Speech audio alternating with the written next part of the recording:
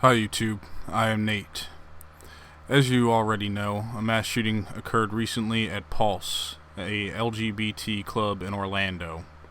49 are dead, 53 were wounded. While facts of the case are still coming to light, reactionary conclusions and speculation have already been made as expected.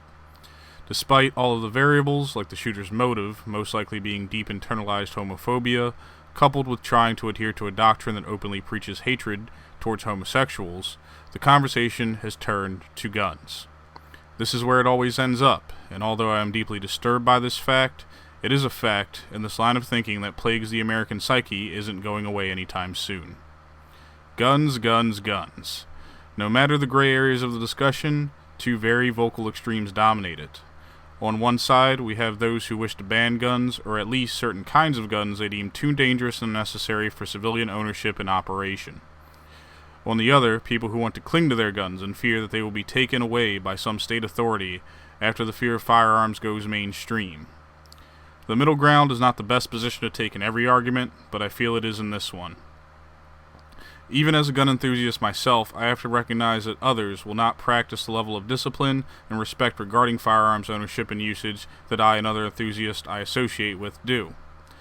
I get that this lack of discipline and respect has made it easier for dangerous elements in society to obtain firearms and use them to harm innocent people.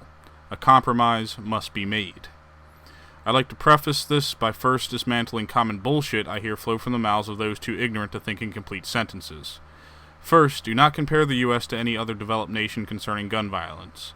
To my knowledge, none of these nations guarantee citizens the right to bear arms, nor do they have a history and culture that comes with, as I call it, growing up with guns like America does. Second, there is no such thing as an assault rifle or assault weapon. I'll expand upon this idea in a later video, but for now, know that it doesn't matter what the definition you pull off Google search says, because they do not reflect reality. Assault is an action, and guns are objects. Performing actions requires agency, which firearms do not have. Finally, the Constitution was drafted as a living document. It is open to interpretation, critique, and change. No law is static, nor it should be. What follows is a list of very simplified regulations, restrictions, or whatever you want to call them, that could be put into place to curb gun violence in the U.S. Some of these ideas may come into conflict with the Second Amendment and due process. Others I don't think do. Feel free to correct me if I'm wrong. That being said, if due process were an issue, it should take precedence.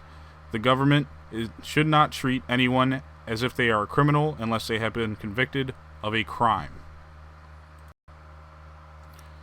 Number 1. Thorough federal background checks conducted on every firearms purchase. It doesn't matter if you buy 1 or 5 or if you stop in at your local gun and pawn every day. Every time you buy a gun, you get a check. People change, and the system has to account for that change. To keep the system from being overloaded, a mandatory 30-day waiting period for all gun purchases. This means no one will receive any gun they buy from a dealer with a federal firearms license until 1 month after point of sale. This eliminates cash and carry purchases, panic and impulse buys, and creates ample time to check an individual's history.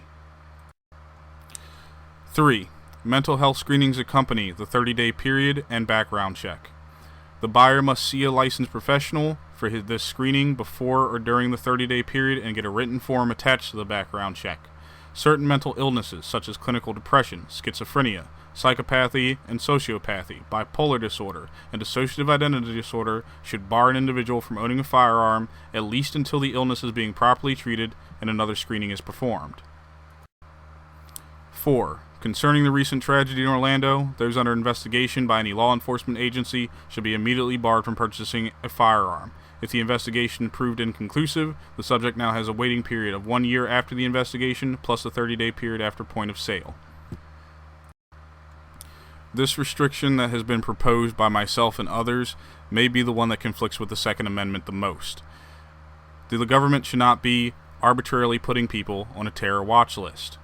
It should be using due process and probable cause to make this decision. 5. A mandatory safety, operation, and training course that issues a commonly formatted certificate or license must be taken before or within the waiting period. The document must be provided to any FFL dealer or manufacturer before point of sale. The certification must be renewed at least every 2 years to continue making purchases. This time frame seems reasonable for renewal and, funny enough, is based on the same amount of time it takes for a CPR certification to expire. This restriction may also conflict with due process, as it would move buying a gun from being a right to a privilege, much like driving a car. 6. Private sales, trades, gifts, or other transfers of any firearm must go through an FFL dealer. The dealer must collect IDs of both parties, log what firearms are being transferred in detail, and still maintain the 30-day waiting period for background checks, screening, and certification. 7. Routine inspections of licensed dealers are mandatory. Inspectors must be well versed in all steps required to own a firearm, firearm culture, and proper operation of firearms. Veteran police and service members, as well as sportsmen or women, will make excellent choices for this role. 1 or 2 inspectors per so many shops or in a designated city or district should be enough. These inspectors should probably also have to fill out and submit a Form 7 to obtain their own FFL. 8. Licensed dealers must be able to file for background checks accurately and easily. Language on forms must be simplified, and forms must be able to be submitted electronically. Dealers should have access to a database which logs their relevant forms on a 24/7 basis. Background checks results must be provided to the buyer after the 30-day period and kept on file for at least 1 year. Buyers can dispute background check results in a district court or other appropriate court of law. 9. Tax stamps imposed by the NFA on suppressors, short-barreled rifles, and shotguns must be lifted. You cannot modify any firearm to make it kill better, and suppressors don't make you James Bond. Let people have their guns the way they want to have them, as long as those guns do not cross into select fire territory or Class 3. 10. Government task forces must be assembled to target any and all legal gun trafficking. Guns not being used in evidence for a trial are released after a 30-day waiting period to the innocent and destroyed as the defendant in a trial involving a firearm is found guilty. Standards for destruction must make the firearm entirely inoperable, involving bending barrels, cutting frames, and melting down internals. Parts must be discarded in a reasonably distance, but separate locations. 11. Private gunsmiths and reloaders must keep accurate inventories of their supplies and sales. Sales must be carried through an FFL dealer with the same waiting period and restrictions. The inspectors I talked about before that must go to FFL dealers, mainly gun stores and pawnbrokers, should be allowed to inspect these private gunsmiths and reloaders' inventories as well. 12. All gun show purchases, trades, and transfers are subject to the same restrictions mentioned previously. 13. Bans and other restrictions that prevent researchers from conducting studies on gun violence must be lifted. This is a serious issue in our nation, and it deserves the attention of the best and the brightest. Studies should be made public record and be open to unbiased peer review before publication in any journal. 14. Bans on specific weapon platforms do not cross into Class 3 select fire fully automatic territory should be lifted. A street sweeper style shotgun is no more deadly than any other semi-automatic shotgun, for example. 15. Manufacturers must log serial numbers of either full guns or receivers they sell or transfer. I believe this restriction may already be in place, but upon receipt of a full gun or receiver, the FFL must also log the serial number with the date received and the date sold or transferred. This information is attached with records like background checks and IDs. 16. Government programs designed to educate, not intimidate, should be instituted. Those well versed in the operation, manufacturing, design, history, and culture of guns should be at the head of these programs. These 16 reforms target people and not guns. They do not unreasonably infringe upon our right to bear arms as currently interpreted, but they do help alleviate many of the problems surrounding how people obtain firearms.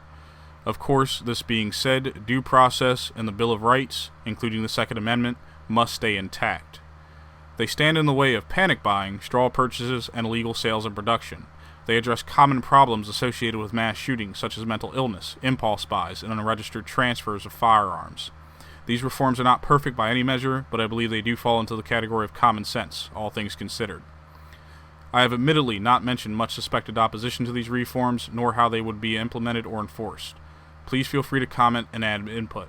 As always, like, favorite, share, and subscribe if you enjoyed this content. A full transcript is available in the video description. In the next video, I will cover the specifics of the firearm used in the Orlando shooting from a technical standpoint and explain why I believe this particular weapon platform is so demonized by the media and anti-gun groups. In closing, I like to say that my sympathies go out to the victims of the Orlando shooting and those affected by it. This is a tragedy that should not have happened and should never happen again.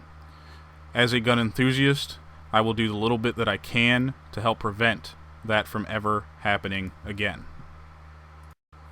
I am Nate. As always, have a good one.